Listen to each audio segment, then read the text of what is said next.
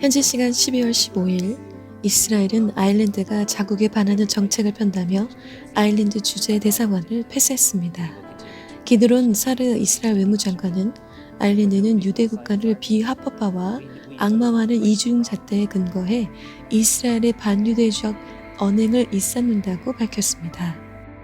지난주 아일랜드 정부는 이스라엘의 전쟁 범죄 혐의를 제기한 남아프리카 공화국의 국제사법재판소 소송에 동참하기로 결정했습니다. 사르 이스라엘 외무장관은 아일랜드는 이스라엘과 관계에서 레드라인을 넘었다며 내년 몰도바의 대사관을 새로 열기로 하고 부지 선정과 대사 인선에 착수했다고 덧붙였습니다. 이에 사이먼 해리스 아일랜드 총리는 이스라엘 정부의 결정이 깊이 유감스럽다면서 아일랜드는 평화와 인권, 국제법을 지지하며 두 국가 해법을 원하며 이스라엘과 팔레스타인이 평화롭고 안전하게 살기를 원한다고 덧붙였습니다.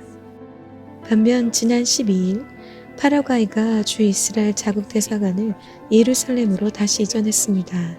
이스라엘 방문 중이었던 산티아고 페냐 파라과이 대통령은 이날 예루살렘에서 열린 대사관 재개관 행사에서 이번 결정을 내리게 돼 큰 영광이라며 파라과이는 이스라엘 국민과 영원히 함께하겠다고 말했습니다.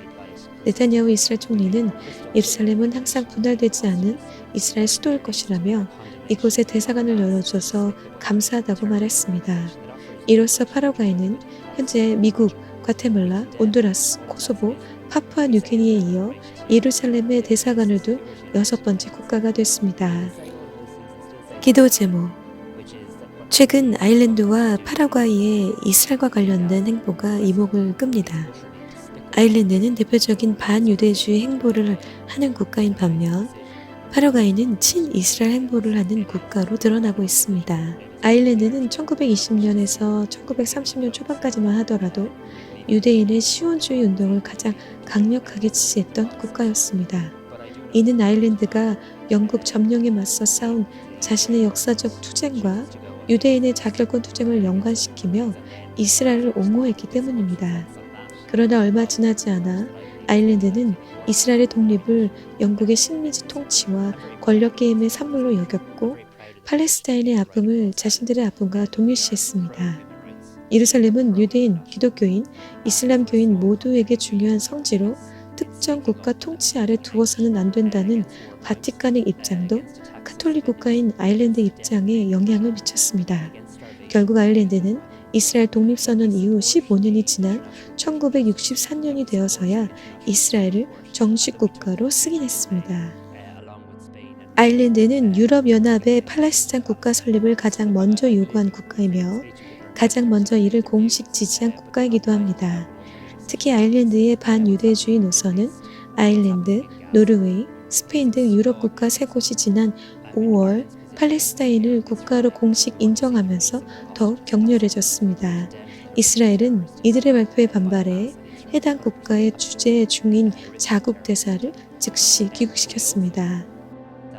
여기에 12월 초 아일랜드 정부가 이스라엘의 전쟁 범죄 혐의를 제기한 남아프리카 공화국 ICC 소송에 동참하기로 결정하면서 마침내 이스라엘 정부가 대사관 철수를 결정한 것입니다.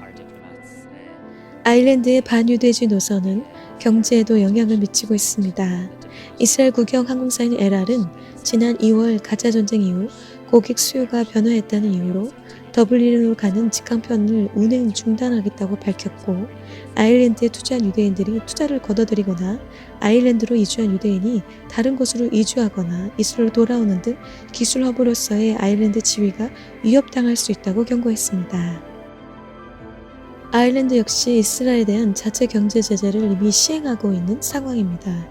이미 지난 4월 아일랜드 국부펀드인 아일랜드 전력 투자펀드는 이스라엘 기업 6곳에서 투자금을 회수하기로 결정했습니다. 또한 지난 20년간 이스라엘에게 드론, 탄약, 레이더 시스템 등 2천만 유로 규모의 군사 장비를 구매한 큰손이었던 아일랜드는 지난 8월 이후 최초로 이스라엘 군사 장비 구매를 중단했습니다.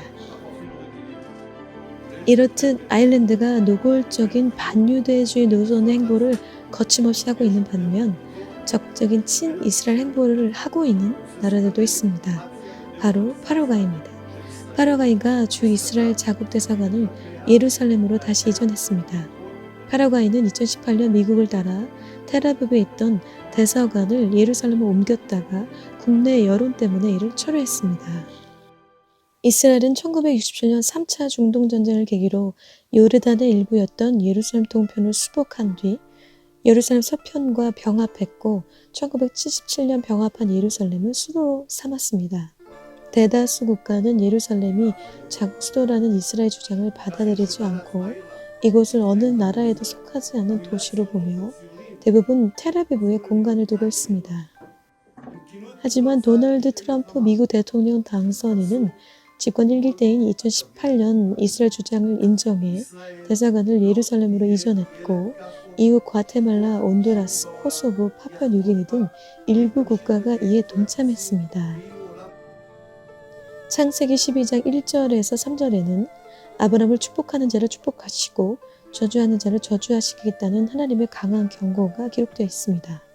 이것은 아브라함을 축복과 저주를 부여하는 우상으로 만든 것이 아니라 아브라함을 통해 이스라엘 민족과 나라를 만드셔서 이스라엘이라는 제사장 국가를 통해 온 열국을 구원하시려는 하나님의 구원 프로젝트입니다. 하나님께서 모든 민족을 구원하시기 위해 아브라함을 그 권위와 질서로 세우신 것입니다. 그러므로 하나님의 이 구원 프로젝트의 참 의미를 아는 자들은 아브라함을 축복하는 것은 바로 하나님의 구원 프로젝트를 동의하고 지지하는 것을 의미합니다. 반대로 아브라함을 저주하는 것은 하나님의 구원 프로젝트를 거부하고 동의하지 않는 것과 같습니다. 이 마지막 때에 온 열방을 구원하시려는 하나님의 구원 프로젝트를 지지하고 동의하는 것은 이스라엘을 축복하고 지지하는 것을 통해서 나타날 수 있습니다.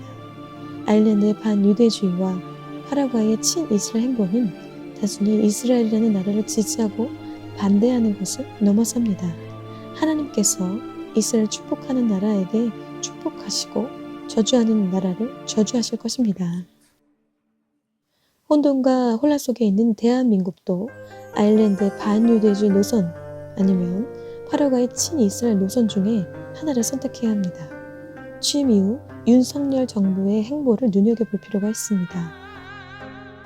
지난 4월 18일 팔레스타인의 UN 정회원국 가입을 UN 총회에 권고하는 UN 안전보장이사회에 결의한 표결에서 한국이 미국과 이스라엘 등지고 기권도 아닌 찬성표를 던졌습니다.